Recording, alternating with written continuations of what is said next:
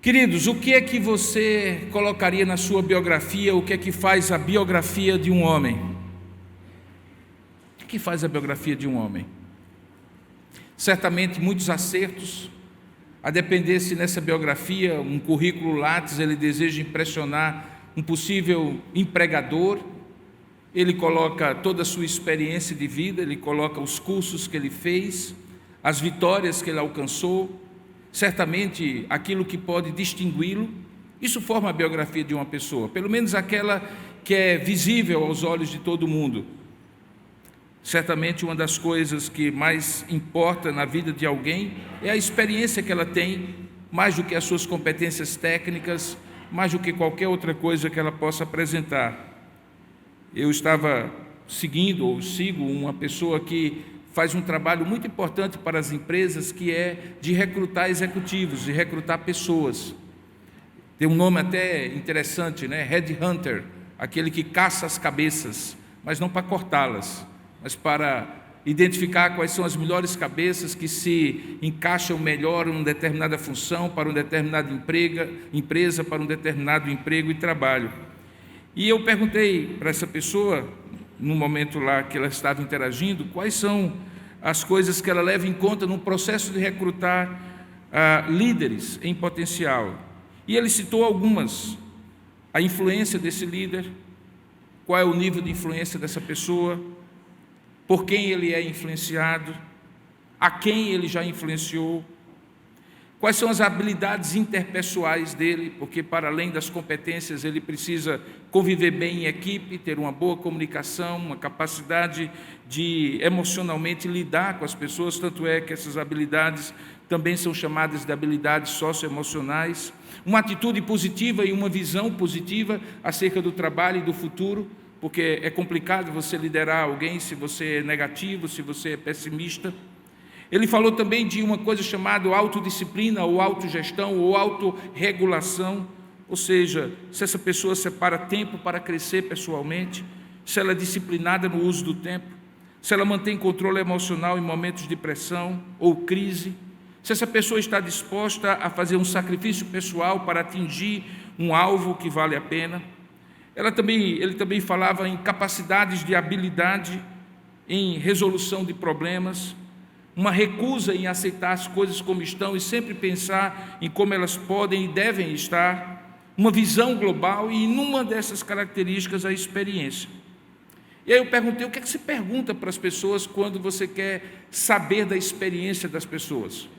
Porque isso não está no currículo, né? Ela pode até colocar, liderei uma equipe por tantos anos e consegui esse resultado para a equipe ou coisa desse tipo, mas experiência é mais do que o que está escrito, concorda comigo? É o que as pessoas convivendo com você dizem a seu respeito. E aí ele disse, eu faço 5 perguntas. E ele disse assim, o que é que essa pessoa tem conseguido ou conquistado até agora? Os sucessos dessa pessoa incluíram ou beneficiaram outros, ou somente ele foi beneficiado por aquilo que ele construiu, pela experiência que ele teve. A experiência que essa pessoa possui tem a ver com o que eu precisarei que ele faça na função que talvez eu o contrate para exercer? O que ele fez já conseguiu repetir outras vezes e conseguirá repetir? Ou foi fruto de um momento específico que não se repetirá jamais? O que ele fez conseguirá fazer ainda melhor?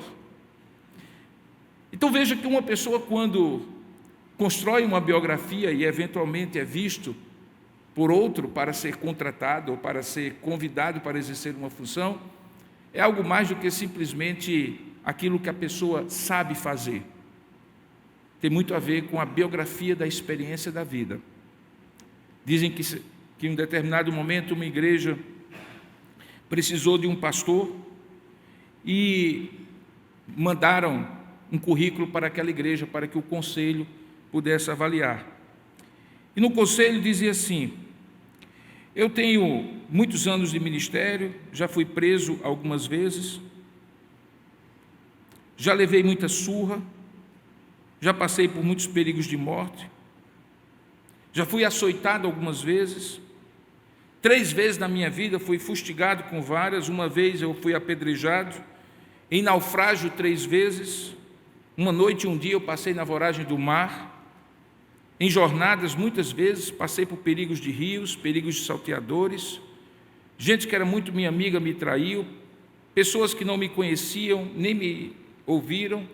Na cidade ou no campo, no deserto ou no mar, em perigos. Eu sempre trabalhei muito e sempre tive resultados, nem sempre favoráveis. Você contrataria esse pastor? Talvez você parasse na primeira linha, né? Fui preso 3 vezes. Quem quer um pastor preso? Uma, quanto mais 3 vezes. Mas esse homem existiu, e esse homem é o apóstolo Paulo.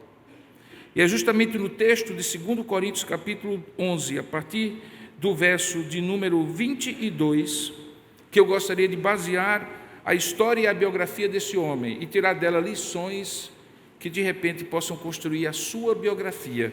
O que faz a biografia de uma pessoa?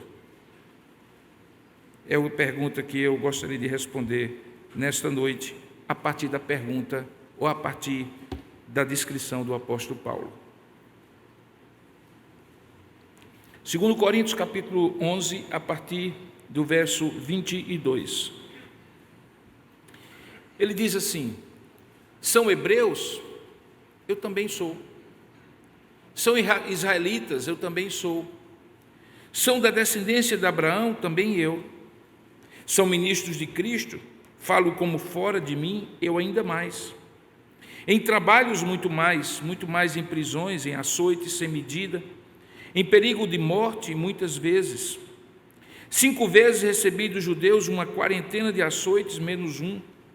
Fui 3 vezes fustigado com varas, 1 vez apedrejado. Em naufrágio 3 vezes, 1 noite e 1 dia passei na voragem do mar.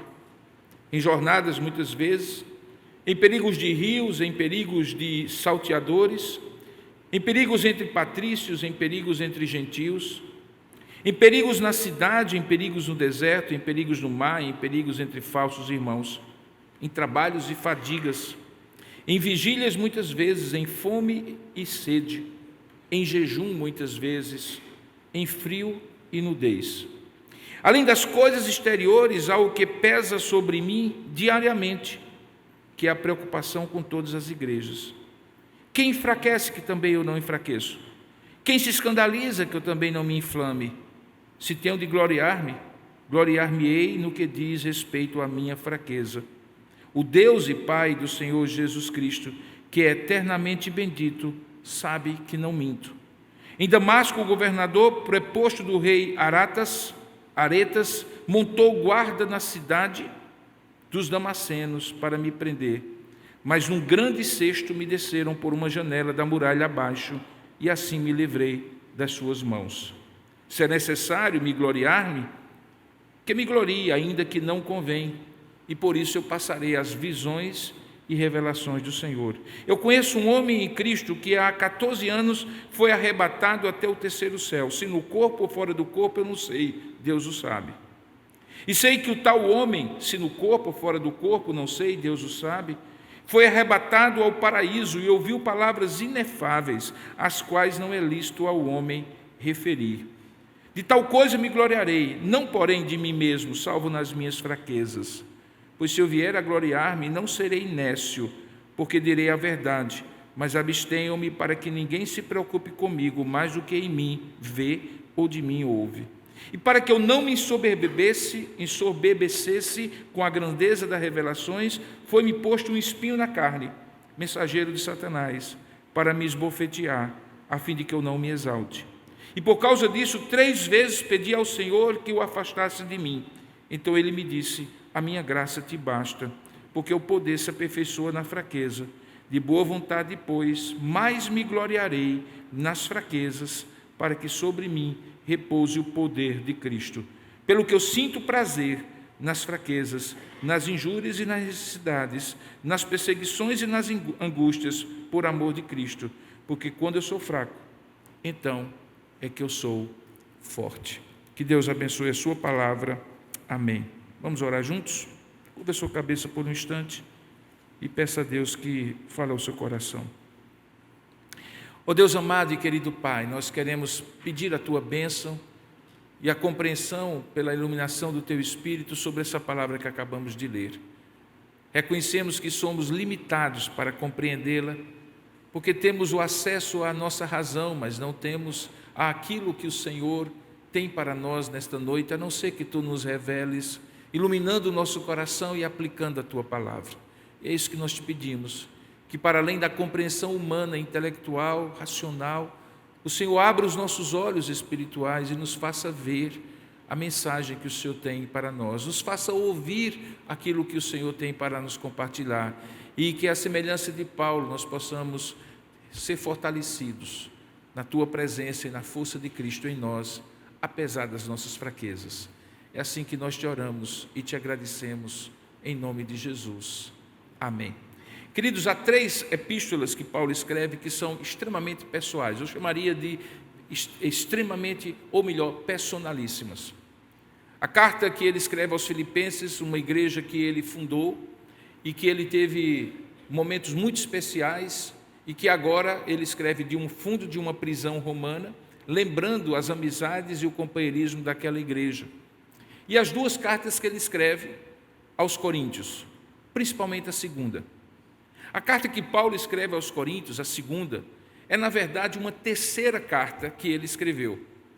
Por alguma razão, dentro da providência divina, entre a primeira carta e a segunda carta, que é a que nós temos registrada e preservada, Paulo havia escrito uma segunda carta, e essa segunda carta se perdeu e, pela graça e providência de Deus, não faz parte da Escritura Sagrada. Mas essa terceira carta é talvez a mais pessoal de todas elas. Paulo está sendo questionado no seu ministério. Aquele homem que havia se dedicado naquela região da Acaia, onde Corinto estava, a fazer aqueles irmãos crescerem no conhecimento de Deus, por conta das suas sucessivas ausências, quando ele estava sempre ali pregando em outras igrejas, ele começou a ser questionado se ele de fato teria autoridade apostólica. A coisa era muito mais do que simplesmente se a igreja estava sendo assistida por ele. Era mais do que isso. A igreja questionava se ele era apóstolo de verdade. Paulo já tinha lidado com essa questão, porque, como vocês sabem, o apóstolo Paulo, ele não é um apóstolo como os demais.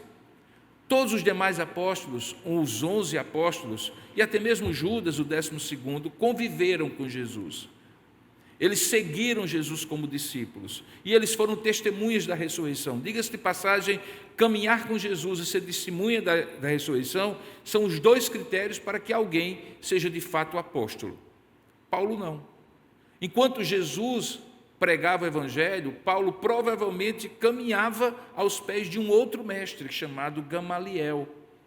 E como judeu, era extremamente zeloso, tão zeloso, que com o seu nome próprio, Saulo, da sua cidade de Tarso, ele se tornou um perseguidor da igreja de Cristo e um perseguidor do povo de Deus.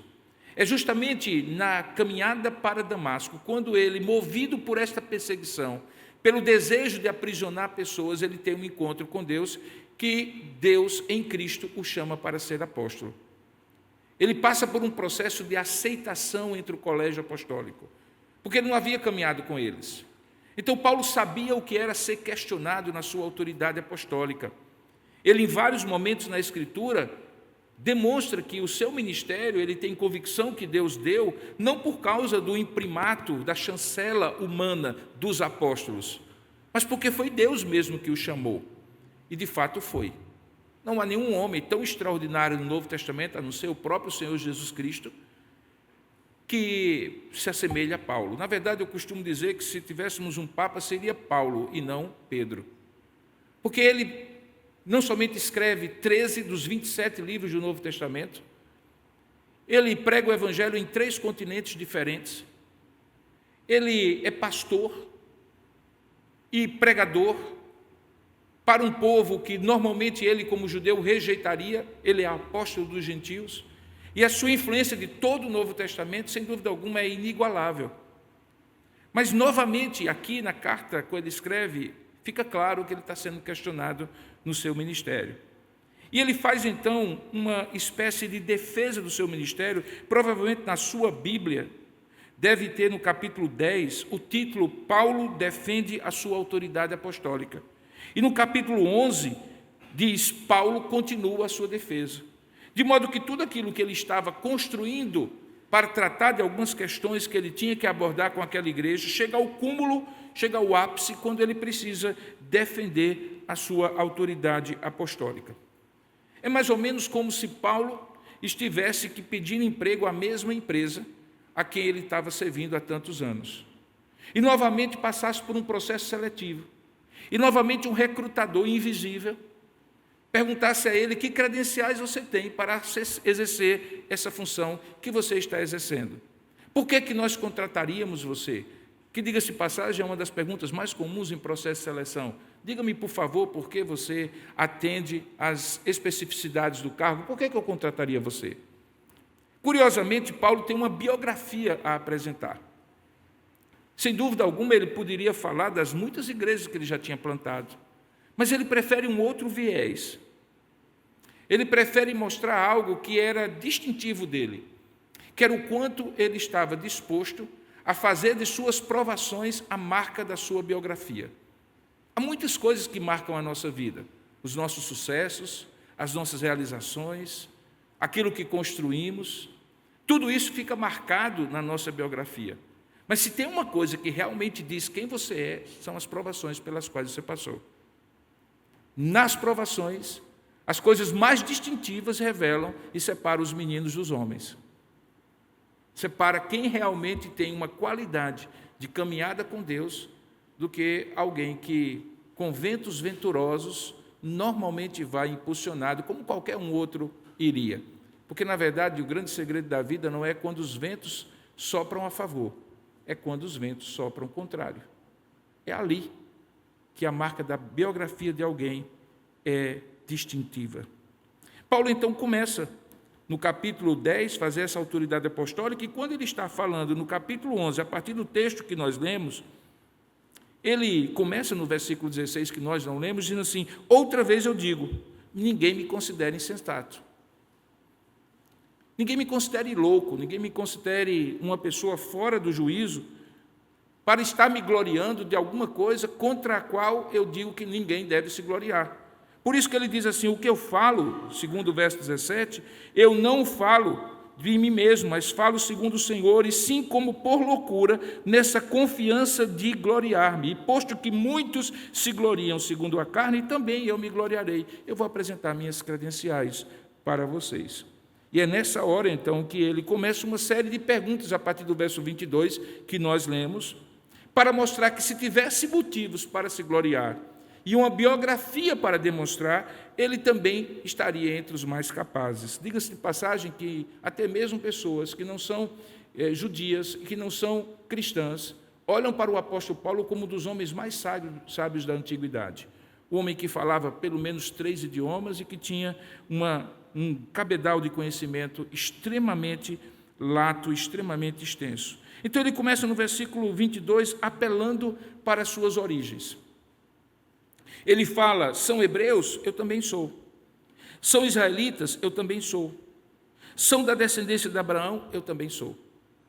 Paulo está querendo mostrar para aqueles irmãos que questionavam que, sendo judeu, ele talvez fosse um judeu meia boca, porque havia deixado de ser judeu para se tornar cristão. Ele diz: não, eu tenho muito orgulho de dizer como eu sou. Eu sou um hebreu de hebreus, sou da tribo de Benjamim. Ele diz em outros textos a sua origem, que ele é extremamente zeloso, que ele era fariseu dos fariseus, e foi justamente por esse zelo que ele se destacou no meio da sua nação. Portanto, não faltava pedigree para Paulo. As suas origens falavam por si mesmo.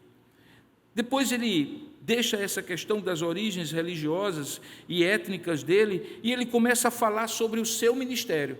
E aí, no verso 23, ele diz: são ministros de Cristo? E eu não estou duvidando, por isso que ele faz essa ressalva. Eu falo como fora de mim, porque eu sei que eles são. Mas se eles são ministros de Cristo, eu ainda mais.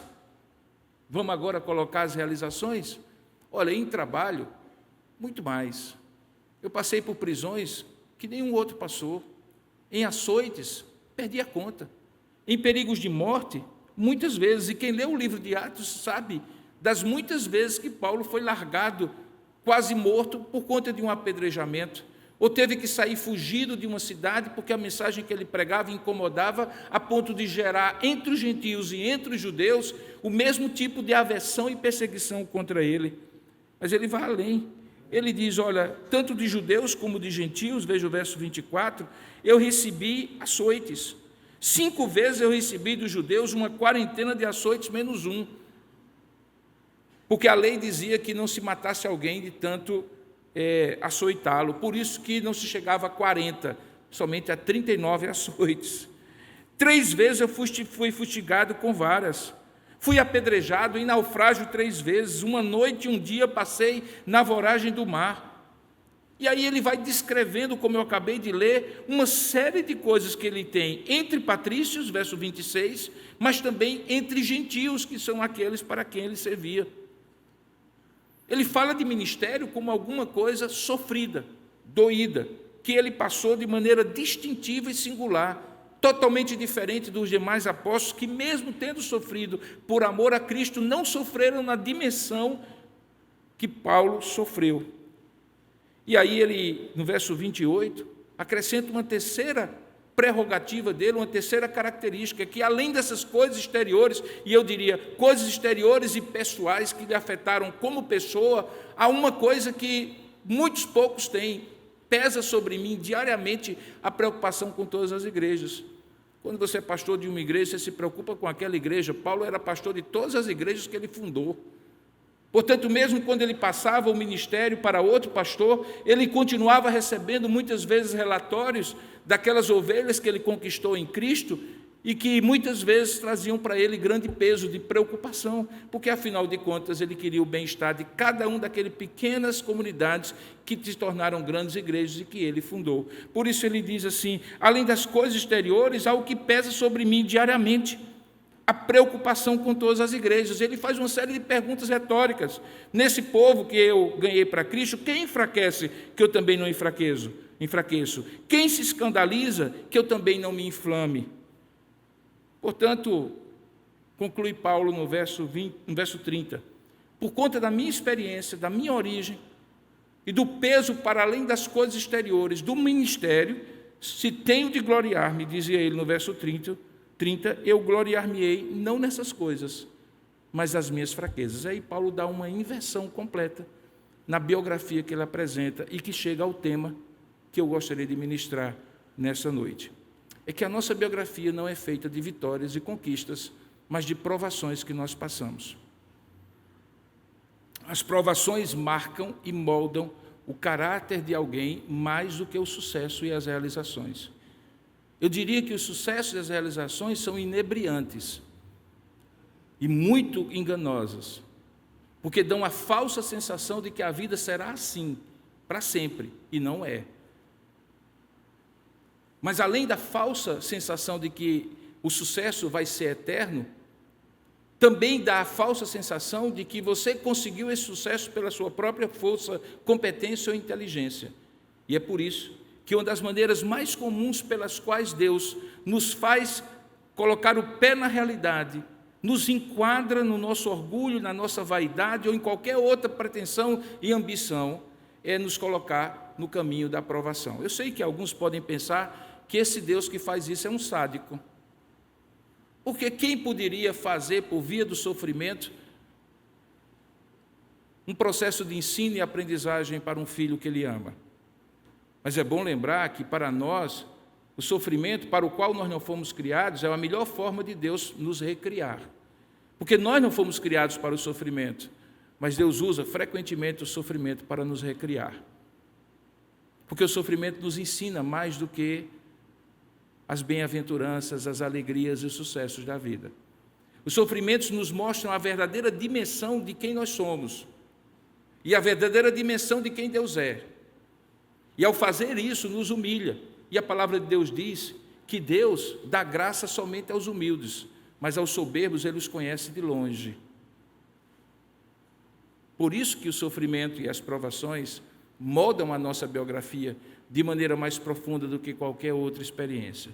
É baseado nesta convicção que Paulo, sem intentar dizer que Deus é um sádico, mas pelo contrário, que ele é um pai cuidadoso, porque o pai disciplina ao filho que ama, e é dessa maneira que nós devemos entender as provações, como disciplinas de Deus para moldar o nosso caráter, para nos tornar mais resilientes, mais constantes, confiantes e dependentes em Deus, mais perseverantes, porque a vida exige tudo isso de nós, é que eu gostaria de convidá-los para a grande experiência, para ver a grande experiência. Eu diria que aquele que você coloca no seu currículo Lattes com uma estrelinha dourada, e aqueles que convivem na academia sabem do que eu estou dizendo, quando você põe o seu currículo Lattes, o currículo permite que você coloque 5 estrelinhas de ouro nos seus principais trabalhos, nas suas principais realizações. Paulo tinha uma estrelinha de ouro, e a estrelinha de ouro é o que ela conta. E ele conta de uma maneira muito engraçada. Primeiro, como se fosse uma outra pessoa. Ele chega no versículo de número 2 do capítulo 12 que nós lemos, e diz: eu conheço um homem em Cristo. Esse homem é ele. Mas ele conta como se fosse uma outra pessoa. Para que as pessoas não entendessem que ele estava querendo chamar a sua glória ou chamar a atenção para si. Ele diz: eu conheço um homem em Cristo que há 14 anos, e coincidentemente esses 14 anos refletem o tempo da conversão de Paulo quando ele escreve essa carta. Que há 14 anos ele foi arrebatado até aquilo que os judeus chamam de terceiro céu, que é a própria presença de Deus. Os judeus têm 3 céus que eles normalmente conhecem ou que eles chamam de céus. Aquilo que nós vemos, que é a atmosfera, o horizonte, que é o céu, né? O cosmos, que a gente não vê e que está no universo exterior, para além da atmosfera celeste, e o céu, que é o céu propriamente dito, que é o lugar da presença de Deus. Então, dizer que alguém subiu e foi arrebatado ao terceiro céu, esteve diretamente na face de Deus. O que Paulo está dizendo é que ele esteve com Deus face a face, no trono de Deus, diante de Deus. Uma experiência única, inequivocadamente extraordinária, em que ele diz: ele foi arrebatado ao terceiro céu. É verdade que ele diz: eu não sei se no corpo ou fora do corpo, se foi por visão ou por uma visão, ou se eu de fato estive lá, mas esse homem esteve. E diz o texto que sei que o tal homem, no verso 13, se no corpo ou fora do corpo, foi arrebatado a esse paraíso. E foi arrebatado não por outra razão, mas para ouvir, veja aí o verso 4, palavras inefáveis, palavras singulares, únicas, maravilhosas, aos quais não é sequer lícito ao homem se referir. E aí, como se ele estivesse falando agora de si, ele diz assim: de tal coisa me gloriarei. Ora, era ele exatamente. De tal coisa me gloriarei, não porém de mim mesmo, salvo nas minhas fraquezas. Pois se eu vier a gloriar-me, não serei tolo. A palavra nécio é: eu não serei tolo, porque eu direi a verdade, mas eu abstenho para que ninguém se preocupe comigo mais do que em mim vê ou de mim ouve. Paulo tinha consciência, queridos irmãos, que apesar da experiência gloriosa que ele tinha tido, não era sobre isso que ele gostaria de compartilhar com os coríntios.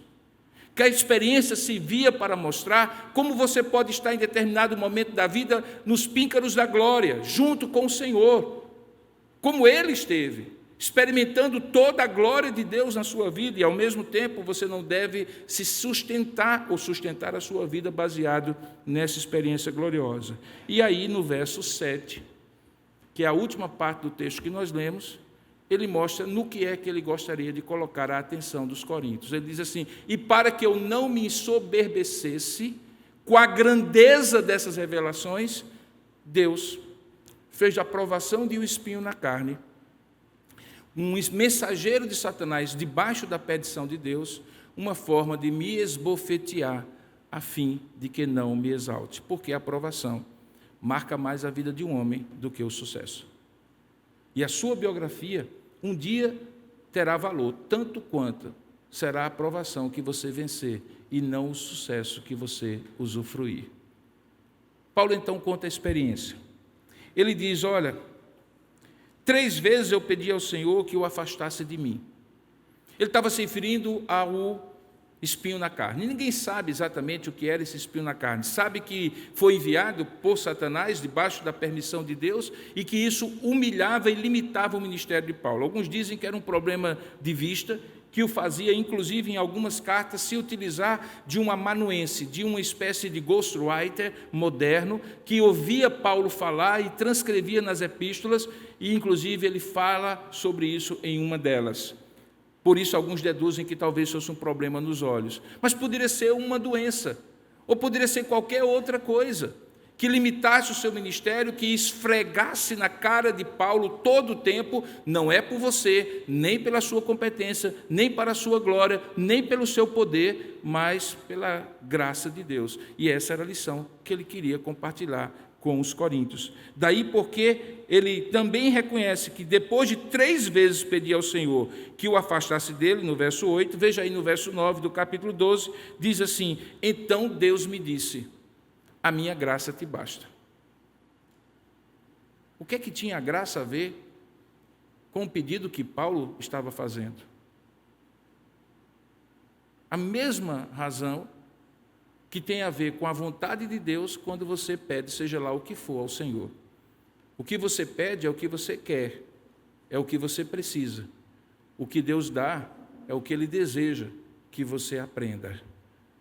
Porque mais do que dar a solução para um espinho na carne, Deus deseja usar o espinho na carne para transformar a sua vida. Preste bem atenção numa coisa: não é problema para Deus curar câncer. Não é problema para Deus resolver problema de emprego, econômico, financeiro de qualquer um de nós. Ele pode fazer e pode não fazer, segundo a sua vontade. Mas quando Ele faz ou deixa de fazer, sempre o propósito dele é transformar você em alguém que seja mais parecido com Cristo. E era esse o propósito que Deus tinha para Paulo. Por isso que fica muito claro quando ele pede por 3 vezes e Deus responde: a minha graça te basta. Porque o meu poder, ou o poder, se aperfeiçoa na fraqueza.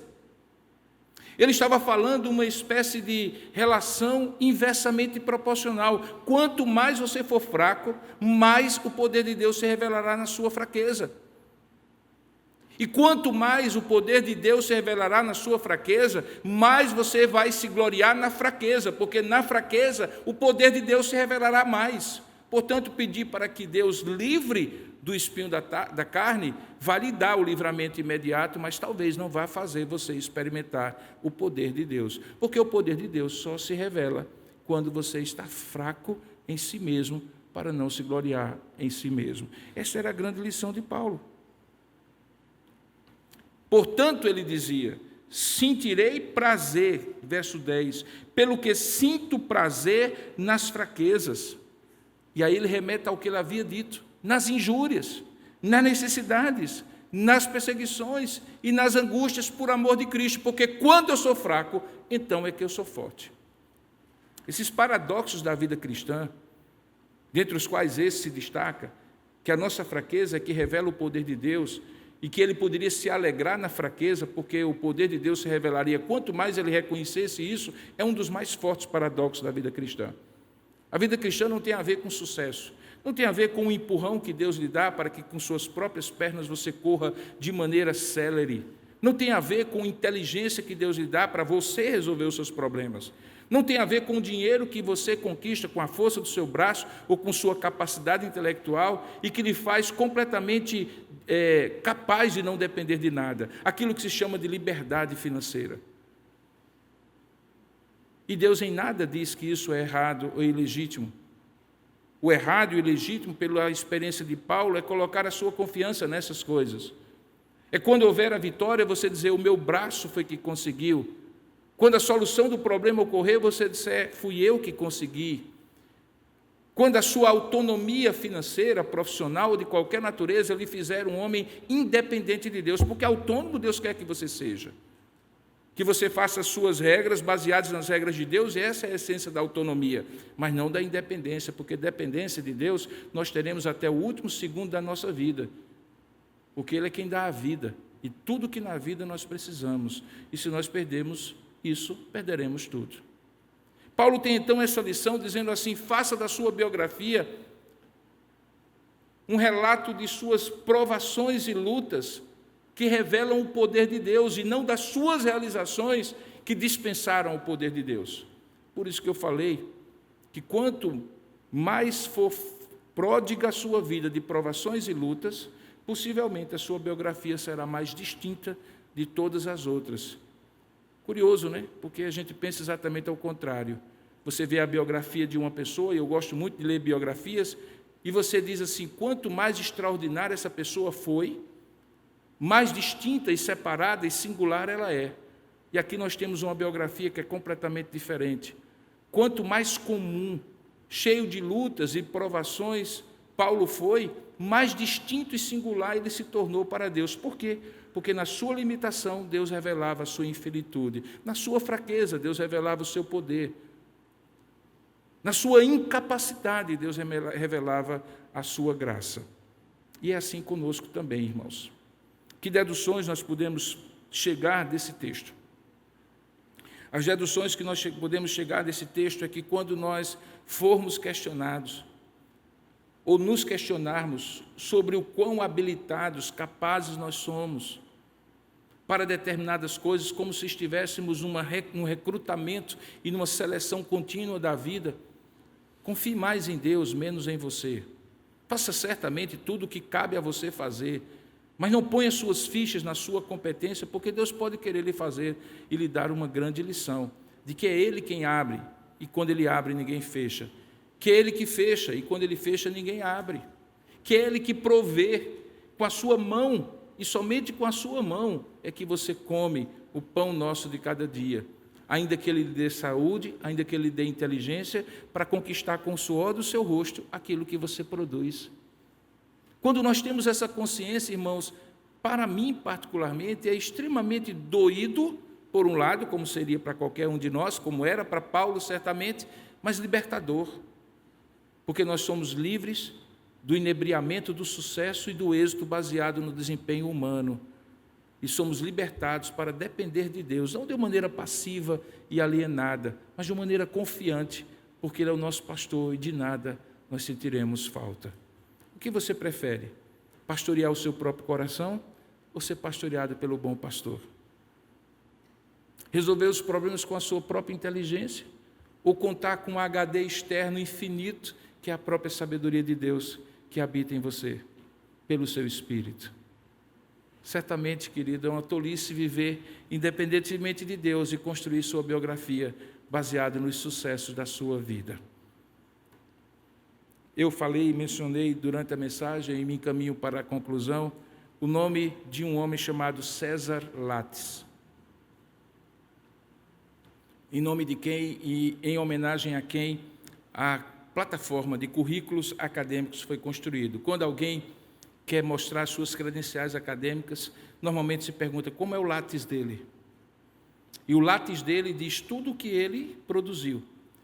Esse nome Lattes surge de um homem chamado César Lattes, paranaense, físico nuclear, um homem que descobriu, num grupo de pesquisa da qual ele fazia parte, a primeira partícula subatômica que produziu uma série de estudos extremamente importantes.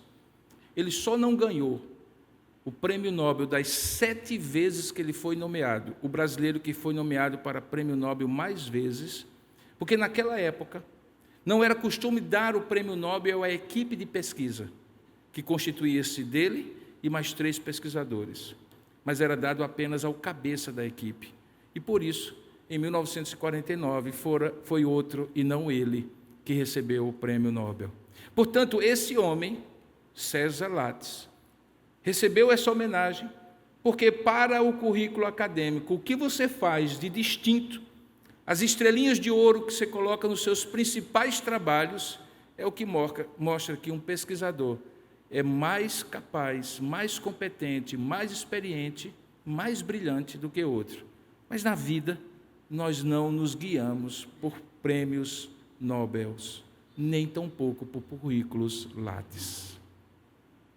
Na vida, a maior biografia que nós precisamos ter é a biografia das provações que vencemos e sobrevivemos pela graça de Deus, porque quando estivemos fracos, aí é que o Senhor mostrou o seu poder. como é que você escreveria agora a sua biografia? Se alguém lhe fosse contratar, você diria como Paulo aos Coríntios: já fui preso, já passei açoites, já passei lutas, fome e nudez. Pesa sobre mim problemas de muitas naturezas, de muitas igrejas. Todo mundo que se enfraquece me afeta. Eu sou afetado emocionalmente pelos outros. Você contrataria alguém assim? Você seria alguém assim?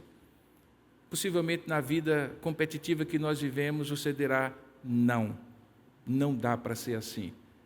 Mas a verdade é que, como cristão, essa concepção de que na fraqueza sua, Deus revela o seu poder, é o que lhe faz uma biografia diferente dos demais. No céu, essas biografias terão mais valor do que qualquer prêmio Nobel, do que qualquer currículo Lattes. Você não precisa pedir isso a Deus. Deus lhe dará. Deus lhe dará. Na medida direta e proporcional do propósito que Ele tem na sua vida. É curioso isso, né? Mas Deus é um Pai amoroso que sabe disciplinar os seus filhos na proporção daquilo que eles precisam ser disciplinados. E Ele faz isso por amor. Acredite, porque o Pai disciplina o filho que ama. Quando você passar por grande provação, sinceramente, diga assim: muito obrigado, Senhor, pela pós-graduação que o Senhor está me dando. Muito obrigado, Senhor, pelo estágio supervisionado remunerado que o Senhor está me dando, pelo PhD, pelo pós-doc, muito obrigado, pelo prêmio Nobel da aprovação que o Senhor está me dando. Vamos orar e pedir a Deus que Ele nos dê essa graça, essa consciência. Ó Deus amado e querido Pai, nós louvamos e bendizemos o Teu nome, porque o que parece loucura aos olhos deste mundo, que nós saudemos como algo bom, como algo perfeito e como algo agradável, que seja a Tua vontade em nos provar. Por mais louca que seja essa ideia, Senhor, nós Te adoramos porque sabemos a quem pertencemos, que nada foge do Teu controle na nossa vida, que a nossa vida, ainda que o nosso homem exterior se desfaça diante de tudo, ainda que a leve e momentânea tribulação que passemos não há de se comparar com a glória que há de nos ser revelada, nós podemos dizer, para a Tua honra e para a Tua glória, que o Teu poder se aperfeiçoou na nossa fraqueza. É melhor ser fraco confiando no Deus poderoso, do que pensar-se poderoso sem confiar no Deus, porque é fraco. Dá-nos essa consciência, Pai, e nos ensina. É possível que filhos e filhas Tuas estejam neste momento passando por essas provações. Eu não consigo nem imaginar quais são, Pai. Elas são variadas, porque Tu tens um repertório muito rico. Mas nenhum repertório tão rico é insensível quando vem de Ti. As Tuas provações nos confortam e nos permitem passar por elas e nos tornar melhores, como filhos, como esposos, como profissionais, como pais, como servos do Senhor. Porque o fim de todas elas é formar Cristo em nós. E se há alguém que passou por luta e sofrimento, foi o Teu Filho Jesus. E se tornou o Deus glorioso depois da obra da salvação, porque aprendeu pelo sofrimento que passou o valor da obediência no meio da provação. Ele que tinha a glória eterna, como Filho desde sempre e para sempre, pelo seu estado de humilhação, aperfeiçoou na sua humanidade, pela fraqueza, a glória de Deus na sua vida. Louvado seja o Teu nome, porque o Senhor nos convida para esse mesmo caminho, e nós queremos dizer, sim, Senhor. Queremos dizer, sim, Senhor. Assim Te oramos e Te agradecemos, em nome de Jesus. Amém.